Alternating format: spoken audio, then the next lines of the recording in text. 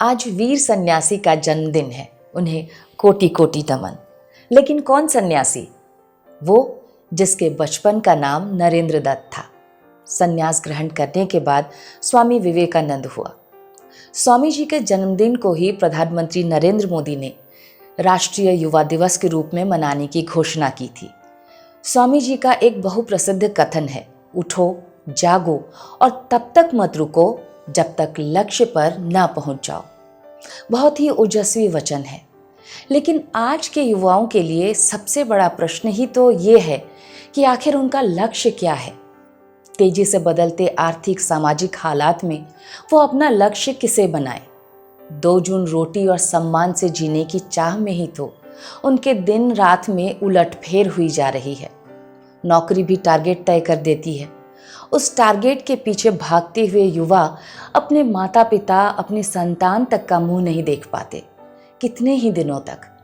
ऐसे में उनका लक्ष्य क्या है, वो कब तय करे?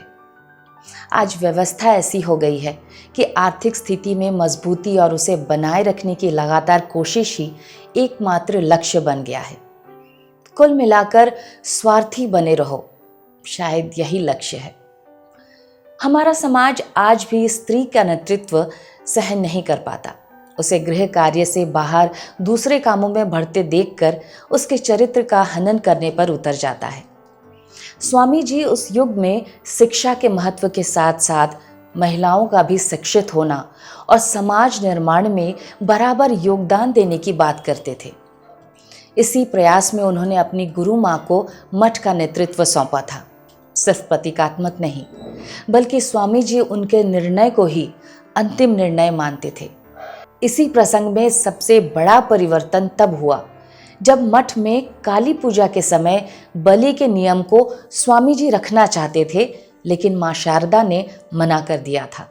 स्वामी जी ने मां की आज्ञा को ही स्वयं देवी का आदेश मानकर बलि प्रथा का अंत कर दिया। उन्होंने कहा, मां ही सबसे बेहतर जानती है उसके संतान की भलाई किस में है। अगर बलि पर मां की आपत्ति है तो यहां बलि कभी नहीं होगी। स्वामी जी की प्रसिद्धि वैदिक धर्म व्याख्याता के रूप में भी है। उनका कहना था कि धर्म जीने की राह दिखाता है। आप धार्मिक तभी होंगे जब बाकी धर्मों के प्रति सहिष्णु बनेंगे। सभी धर्मों के लिए संभाव रखना ही पर्याप्त नहीं, सभी धर्मों को हृदय से अपनाना भी होगा। धर्म सम्मेलन में ही उन्होंने एक और बात कही थी जो हर युग में हर वर्ग के लिए अनुकरणीय है। उन्होंने कहा था, 33 कोटि देवी देवताओं पर विश्वास करने के बावजूद आपकी लक्ष्य साधना तब तक पूरी नहीं होगी जब तक आपका आत्मविश्वास जागृत नहीं होता। आत्मविश्वास ही लक्ष्य तक पहुंचाएगा और मुक्ति का मार्ग भी प्रशस्त करेगा। स्वामी विवेकानंद के जन्मदिवस पर उनके बारे में जो कुछ भी मुझे याद है और जो कुछ मैंने पढ़ा है, उनमें से कुछ बातें आपके साथ साझा की।